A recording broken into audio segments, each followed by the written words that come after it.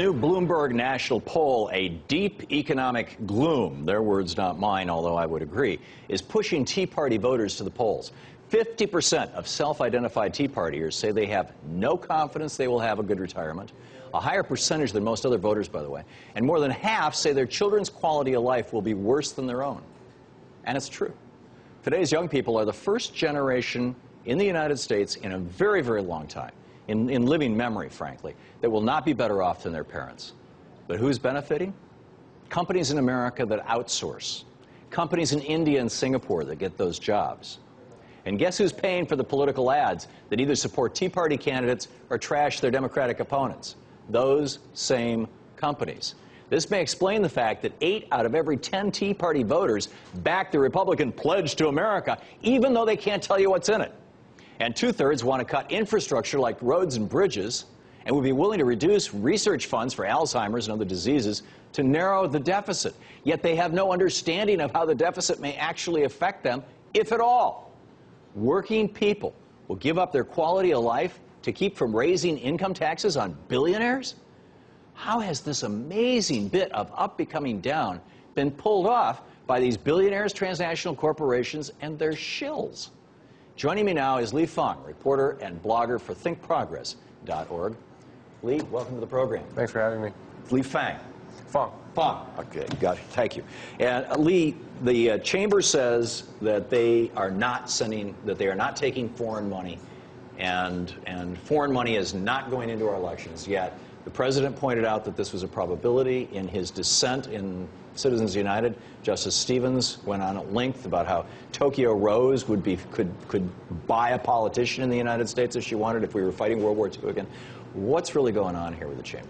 Well, what we've documented, what we know, is that the U.S. Chamber of Commerce has multiple tax identities. They have a political action committee. They have several 501c3s that are non-political, that don't do any political advertising or political expenditures. And 501c3s are like churches and schools kind of thing? That kind of thing. Non-profit. Educational organizations. Exactly. And they have a 501c6, which allows unlimited, undisclosed attack ads, political expenditures. What we found were fundraising documents that solicited foreign corporations to send money to the Chamber's 501c6. That's the same 501c6 that's running an unprecedented attack campaign against Democrats, mostly Democrats. $75 million. That's more spending than even political parties this year.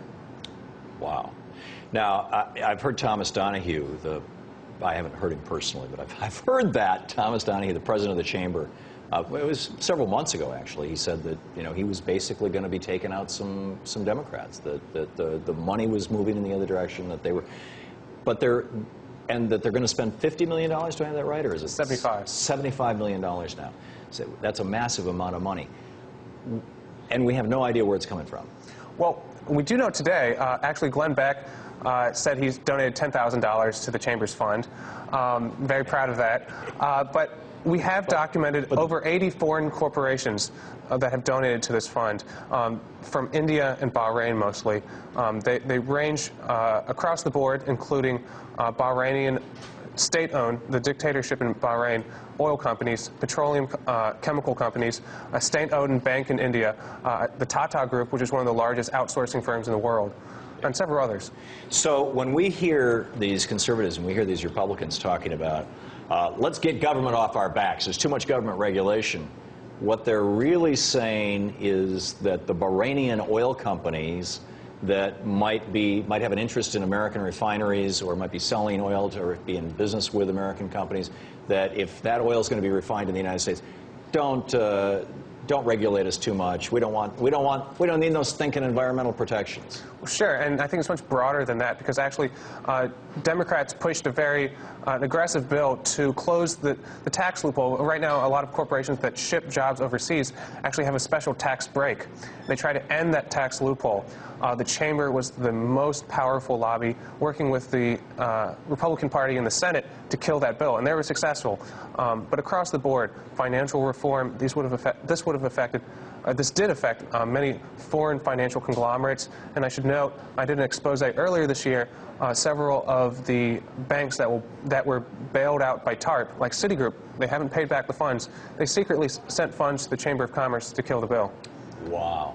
Wow. So even the banks are into it. We're reaching the point where they won't have to hire lobbyists anymore. They simply buy their own politicians. They put 30,000 people out of work in this. Well, sure. You know, this is a little-known fact. Actually, right across from the Capitol, there's a townhouse. It's a beautiful house. It's very large. It's called the U.S. Chamber House. They just have fundraising parties every night. Wow.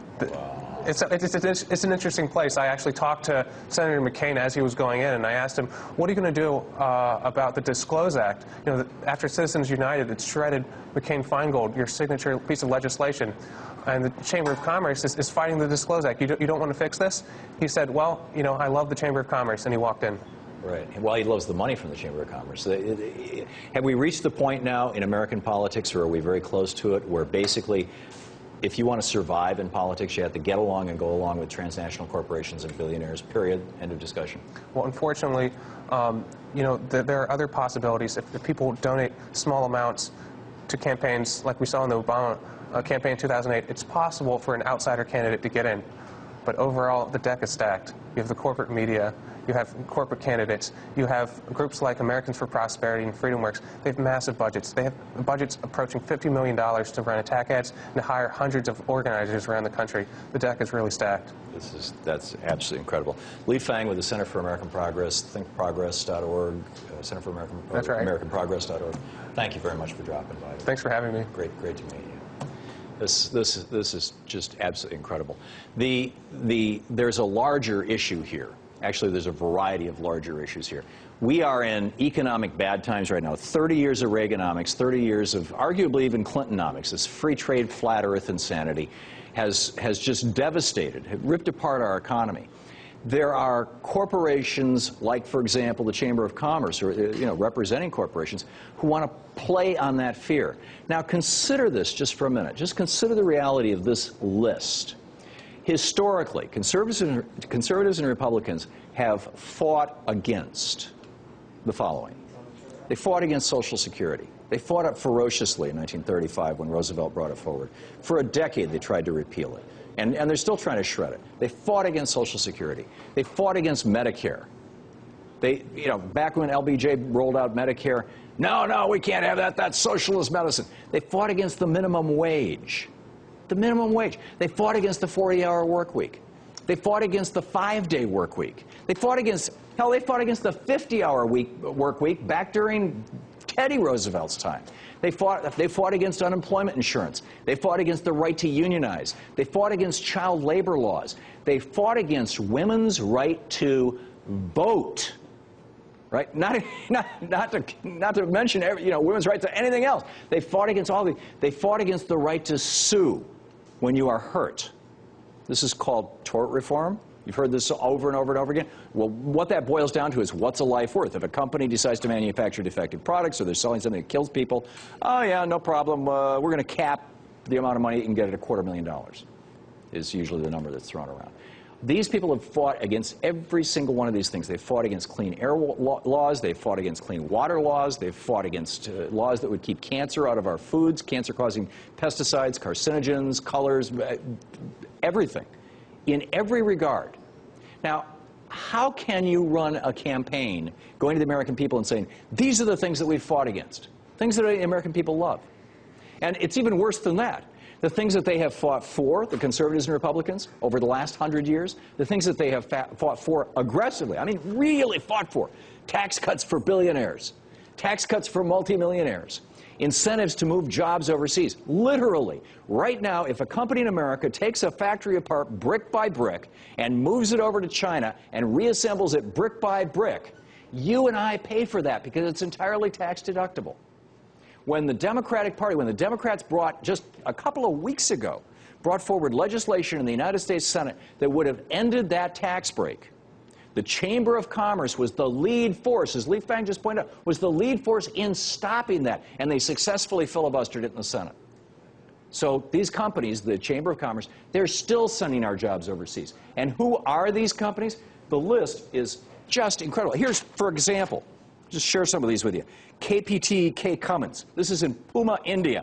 Their website says, we are strategic global networking together with industry-proven practices and processes. We have a cutting edge in the realm of outsourcing. Patni Americas in Mumbai, India. They got Americas in their name, though. Sounds good. Patni, the world leader in IT outsourcing and business process outsourcing. These are the donors to the Chamber of Commerce, which is using this money to buy attack ads against Democrats. Nia Technologies in Delhi. EnQuest Global in Singapore, Rolta in Mumbai, SK&P cross-border consulting. I mean, it just goes on and on and on. This is the disaster that we're facing right now. The real bottom line here is that the very people causing unemployment in America, the fat cats at the Chamber of Commerce, are using this very real crisis of unemployment to fuel anger against Democratic candidates who are trying to cut unemployment themselves. Welcome to Lewis Carroll's new Alice in Wonderland rabbit hole, brought to you courtesy of 5 Republican appointees on the U.S. Supreme Court who ruled this January that any corporation in the world can spend as much money as it wants to influence American elections. $50 million worth of TV advertising, $75 million worth of TV advertising can sell a hell of a lot of Viagra or dishwashing detergent or designer clothes. It can change people's minds, and it can, and seems to be succeeding at, convincing a lot of voters that the politicians in the pockets of the transnational U.S. Chamber of Commerce are really just average truck driving folks.